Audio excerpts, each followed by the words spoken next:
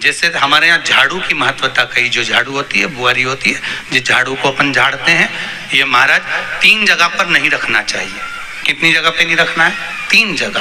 पहला, जिस कमरे में पति पत्नी दोनों सोते हो उस कमरे में झाड़ू कभी मत रखना, क्योंकि पति पत्नी में क्लेश बना ही रहेगा, आपस में प्रेम स्नेह नहीं रहेगा।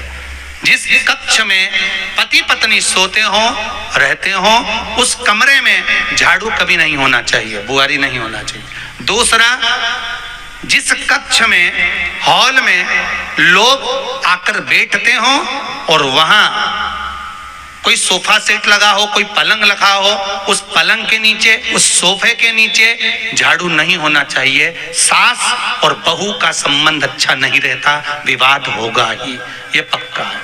तीसरा, अन्नपूर्णा का स्थान जहां पर भोजन बनता है, आप भोजन करते हो, रसोई घर में झाड़ू नहीं होना चाहिए। कारण बच्चों में क्रोध आएगा, चिड़चिड़ प्रवृत्ति बनी रहेगी और बेटा और बेटी संबंध आप करना चाहते हो समाज में और बच्चे गलत जगह पर संबंध करने के लिए आतुर रहेंगे। इसलिए रसोई घर में बुआरी झाड़ू नहीं होना चाहिए। शाम को 4 बजे से लेकर 7 बजे के बीच में शंकर और पार्वती के भ्रमण का समय रहता है। मेरे देवादिदेव महादेव माता पार्वती के भ्रमण का समय, भगवान शंकर पार्वती घूमने को निकल गए। इसलिए हमारा सनातन धर्म कहता है शाम के समय पर माताओं को झाड़ू नहीं लगाना चाहिए। शाम के समय पर माताओं को चूड़ी बिछिया नहीं बदलना चाहिए। शाम के समय पर माताओं को मांग में सिंदूरा नहीं भरना चाहिए। शाम के समय पर माताओं को बाल नहीं बांधना चाहिए। शाम के समय पर माताओं को चौखट पर नहीं बैठना चाहिए। उसका कारण क्या है? क्योंकि पार्वती जी ने भगवान भोलेनाथ जी से कहा था कि तुम मुझे रोज शाम के समय प्रदोष काल में भ्रमण के लिए लेकर जाते हो, मेरे लिए आज्ञा क्या है? शंकर भगवान ने कहा, सुनो पार्वती, मंदिर के अंदर नंदी रहता है। जाने वाला यात्री जब मंदिर में मेरा दर्शन करने आता है तो नंदी के कानों में कहकर जाता है कि शिव जी को मेरे यहाँ लेकर आना। मैं नंदी के अनुसार उनके घर जाता हूँ।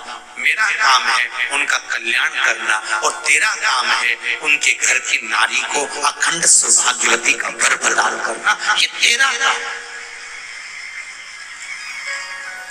तब पार्वती माता ने कहा, अखंड सौभाग्यवती होने का वर मैं तो दे दूंगी, पर उस समय पर माताएं चूड़ी बदल रही होगी, हाथ से चूड़ी निकाल रही होगी, तो मैं वर कैसे दे सकती हूँ? मांग भर रही होगी तो मैं वर कैसे दे सकती हूँ? उस समय पर चूड़ी बिछिया बदला जा रहा होगा तो मैं वर कैसे दे सकती हूँ? उस समय पर झाड़ू लग रही होगी तो मैं लक्ष्मी को वहां कैसे भेज सकती हूँ? आप बताओ। तो शंकर भगवान ने कहा, प्रदोष का समय एक ऐसा समय होता है, शाम का समय ऐसा होता है जिस समय पर केवल शंकर और पार्वती की आराधना का समय होगा।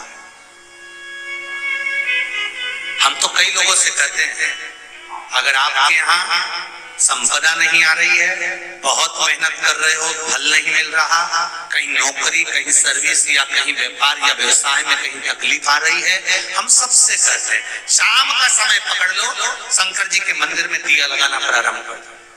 शिव मंदिर में अगर दिया नहीं लगा रहे हो तो बेलपत्री के पेड़ के नीचे दिया लगा। बेलपत्री और शंकर जी के मंदिर में दिया नहीं लगा रहा तो शंकर जी के मंदिर के बाहर चौखट पर दिया लगा।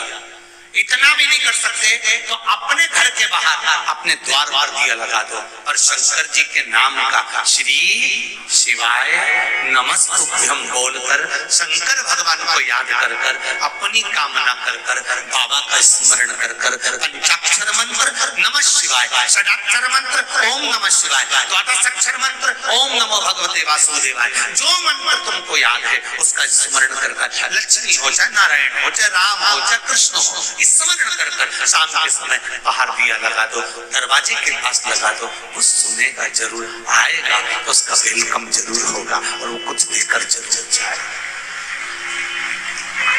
नियम तो बनाओ।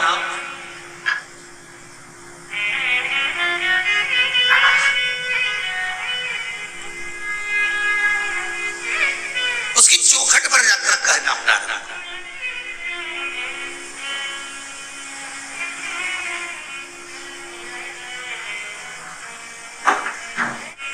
बृहस्पति महाराज ने कहा कि शाम का समय जो प्रदोष का समय होता है उस समय पर इंद्रदेव तुम शंकर जी की आराधना करो। शिव आराधना से शंकर जी जो मार्ग प्रशस्त करेंगे, शिव आराधना से जो शंकर जी कहेंगे वो तुम करना।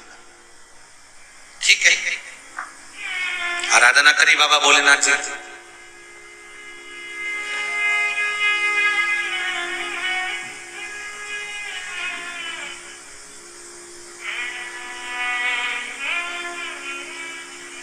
मालूम नहीं था इंद्रदेव को।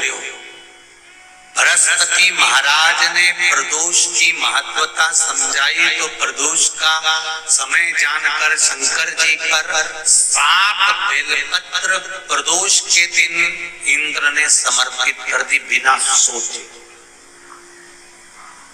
कितनी बेलपत्र? 7। प्रदोष का व्रत करो चाहे ना करो, मंदिर में चढ़ी हुई बेलपत्र को उठा लो,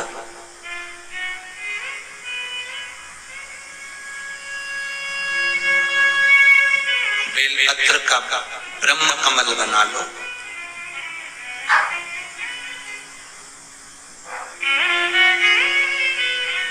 ब्रह्म कमल का मतलब होता है डंडी बीच में रहे, आसपास पत्तियां रहे। 7 पत्ती का ब्रह्म कमल बनाकर, जैसे ये पत्तियां एक जैसी रखी हुई हैं तो इसको फैला लिया, 7 पत्ती को आपस में फैलाकर ब्रह्म कमल बना लिया। प्रदोष का व्रत करें ना करें, जरूरी नहीं है कि वृक्ष से ही पत्ती लेकर आओगे तो ही शंकर जी को चढ़ाओगे।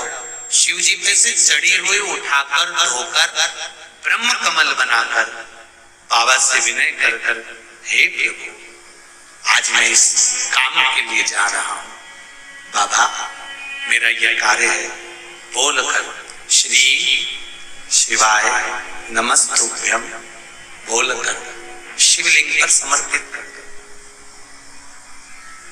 दिन भर के प्रदोष व्रत का फल बाबा एक बेलपत्री समर्पित करने पर ही प्रदान कर देता है। शिव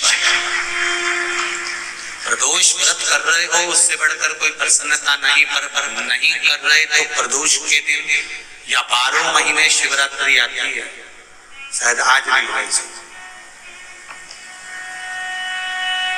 हर महीने शिवरात्रि आती है, प्रत्येक महीने की शिवरात्रि। शिव जी को रिझाओ। श्री शिवाय नमस्तुभ्यम, श्री शिवाय नमस्तुभ्यम, श्री शिवाय नमस्तुभ्यम, श्री शिवाय नमस्तुभ्यम।